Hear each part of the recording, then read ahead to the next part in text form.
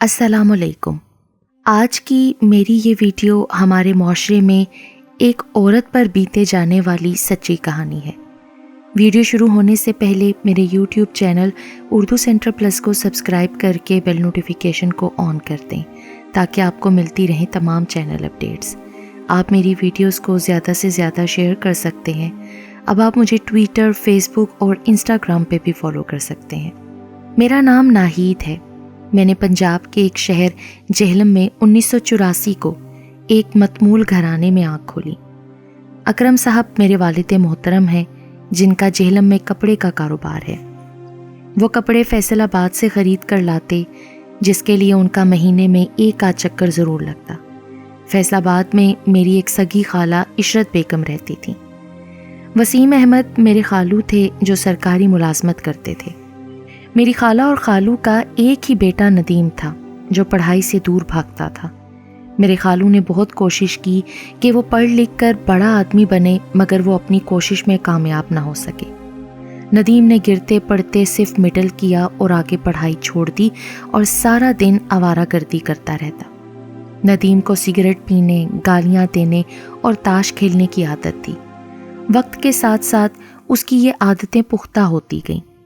میرے ابو جب بھی فیصل آباد جاتے تو تھوڑی دیر کے لیے میری خالہ کے ہاں ضرور جاتے تھے۔ میرے خالو وسیم ایک شریف انسان ہے۔ میرے ابو اور خالو کی آپس میں بہت دوستی تھی۔ وقت اسی طرح گزرتا رہا اور میں نے گریجویشن کر لیا۔ تب میری خالہ اپنے بیٹے ندیم کے لیے میرا رشتہ مانگنے آئیں۔ انہوں نے ہم سے بہت جھوٹ بولے اور بتایا کہ ندیم نے بھی گریجویشن کے بعد ایک ملٹی نیشنل کمپنی میں جاب کر لی ہے۔ وہ بہت سیدھا سادہ اور شریف انسان ہے، 5 وقت کا نمازی ہے، ہمارا بہت خیال رکھتا ہے، جبکہ حقیقت اس کے برعکس تھی۔ میرے امی ابو نے آپس میں صلاح مشورہ کیا اور رشتے کے لیے ہاں کر دی۔ پھر 3 ماہ کے اندر میری شادی ندیم سے ہو گئی۔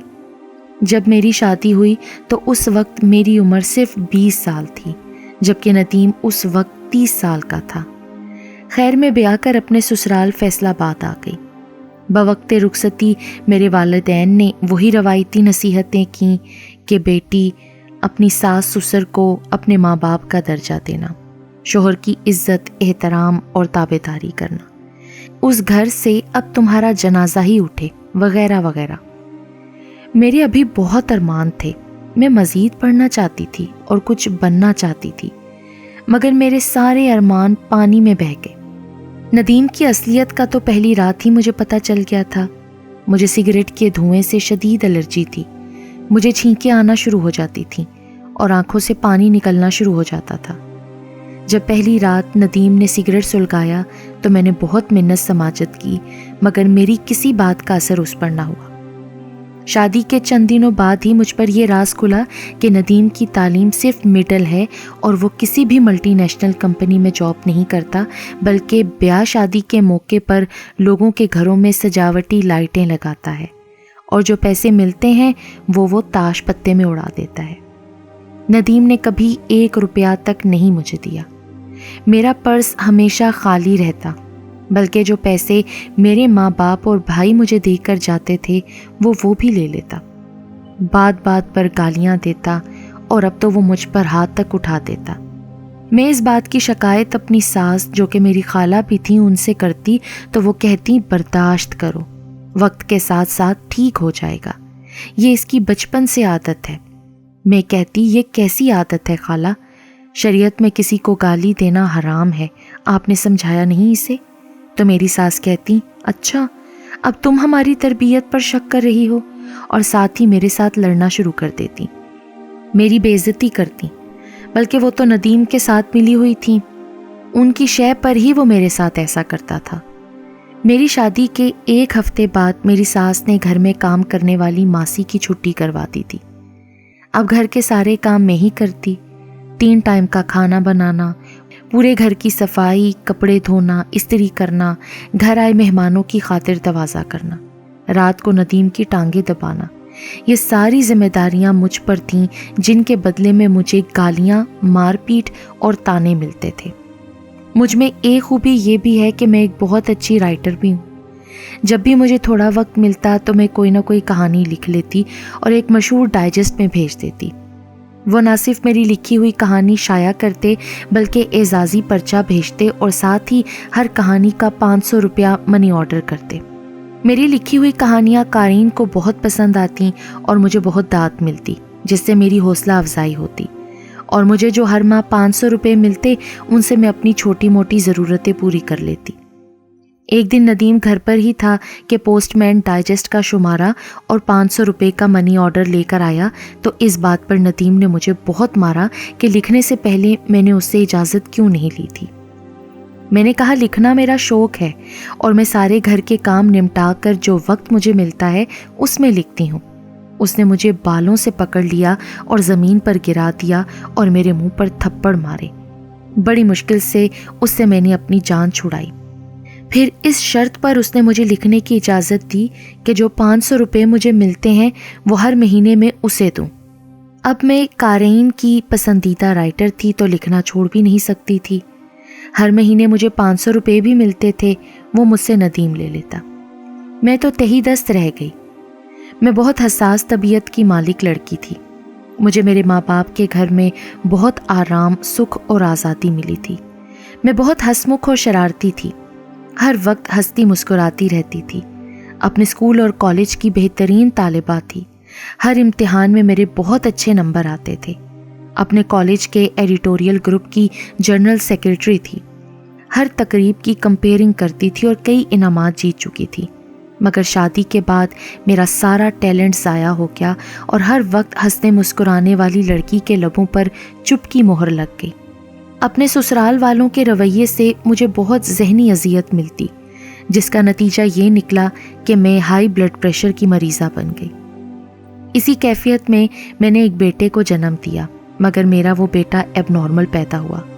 میرا بلڈ پریشر جو بہت زیادہ ہائی رہتا تھا، اس کا اثر میرے بیٹے پر ہوا۔ اس کی انتڑیوں میں بائی برتھ ایسی خرابی پیدا ہو گئی کہ کھائی ہوئی خوراک اور دودھ اسے ہضم نہیں ہوتا تھا۔ وہ فوراً کہہ کر دیتا اور دن میں 6 یا 7 بار اسے موشن آتے۔ اس کا بہت علاج کروایا، مگر تمام ڈاکٹرز کی رائے کے مطابق وہ اب ایسا ہی رہے گا۔ انہوں نے ایک دوا لکھ دی جو اسے ساری زندگی دینی تھی۔ اس دوا سے اسے کچھ فرق تھا، مگر وہ بہت کمزور تھا۔ میری اپنی طبیعت بھی ٹھیک نہیں رہتی تھی۔ ہائی بلڈ پریشر اور اس کی وجہ سے کندھوں اور ٹانگوں میں ہر وقت درد رہتا، اوپر سے مجھے اپنے بچے کی فکر رہتی۔ پھر میں دوبارہ امید سے ہو گئی۔ میرا دماغ ہر وقت خالی خالی رہتا، میں خلاؤں میں گھورتی رہتی اور گہری سوچوں میں رہتی۔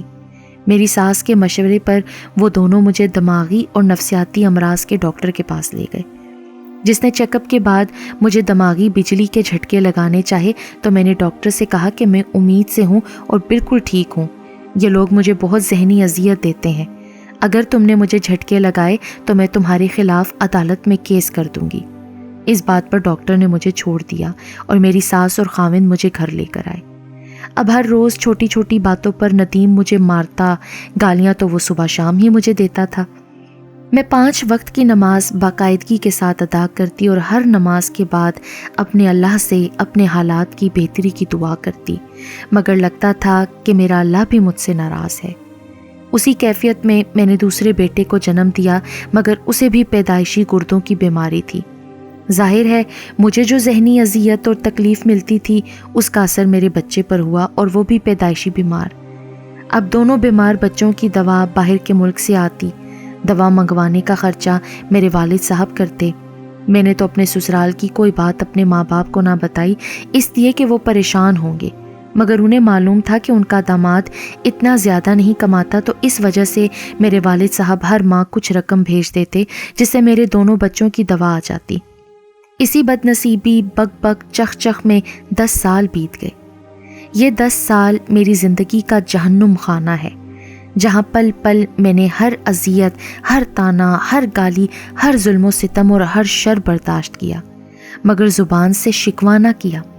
بس ہر دم اپنے اللہ کے حضور فریاد کرتی رہی اور اسی سے مدد مانگتی رہی۔ 2014 ندیم گھر سے نکلا۔ اس نے ایک شادی والے گھر میں لائٹیں لگانی تھیں۔ وہ اوپر والی منزل پر لائٹیں لگا رہا تھا کہ اس کو کرنٹ لگا اور وہ 25 فٹ کی بلندی سے نیچے گرا اور گرتے ہی مر گیا۔ جب اس کی لاش گھر آئی نا تو یقین جانیے مجھے ذرا بھی دکھ نہ ہوا، بلکہ میں خود کو پرسکون محسوس کر رہی تھی۔ ندیم کی موت کے چوتھے دن بعد میں نے اپنا سارا سامان سمیٹا اور جہلم اپنے والدین کے گھر آ گئی۔ الحمدللہ مکان ہمارا اپنا ہے جہاں میں اپنے 2 بچوں کے ساتھ رہتی ہوں۔ میرے والد، میرے بھائی اور ہمارے ایک انکل ہر مہینے ہماری مدد کر دیتے ہیں، جس سے بچوں کی دوا بھی آ جاتی ہے اور پورا مہینہ بھی گزر جاتا ہے۔ لوگ مجھے دوسری شادی کا مشورہ دیتے ہیں، مگر مجھے شادی کے نام سے ہی نفرت ہو گئی ہے۔ میں اپنے بچوں کو خود پڑھاتی ہوں، پرندوں سے میری دوستی ہے۔ فارغ وقت میں اپنے گھر کی چھت پر چلی جاتی ہوں جہاں پرندوں کو دانہ ڈالتی ہوں، پانی رکھتی ہوں۔ پرندوں کو دیکھ کر مجھے بہت سکون اور خوشی ملتی ہے۔ میں گھنٹوں گھر کی چھت پر رہتی ہوں، روزانہ 5 وقت کی نماز ادا کرتی ہوں، قرآن پاک کی تلاوت کرتی ہوں۔ میری زندگی میں اب بہت سکون ہے۔ میں اب بھی مختلف جریدوں اور ڈائجسٹ میں لکھتی رہتی ہوں۔ میری کل کائنات اب میرے دونوں بیٹے ہیں جو باقاعدگی کے ساتھ اسکول جاتے ہیں۔ میں نے اپنی زندگی اپنے بچوں کے لیے وقف کر دی ہے۔ میری لوگوں سے یہی گزارش ہے کہ اپنی بیٹیوں کی جلد شادی نہ کریں، انہیں پڑھائیں، لکھائیں اور اس قابل بنائیں کہ وہ معاشرے میں سر اٹھا کر جی سکیں، اپنے پیروں پر کھڑی ہو سکیں، کسی کی محتاج نہ ہوں۔ عورت ایک مکمل انسان ہے۔ پھر اس رنگ بدلتی دنیا میں ہم اپنی بیٹیوں کو بوجھ بنا کر پالتے ہیں اور پھر یہ بوجھ جلد سے جلد کسی اور پر لاد کر خود کو پرسکون کرنے کی کوشش میں بعض اوقات ہم اپنی بیٹیوں کی خوشیوں سے بھی ہاتھ دھو بیٹھتے ہیں۔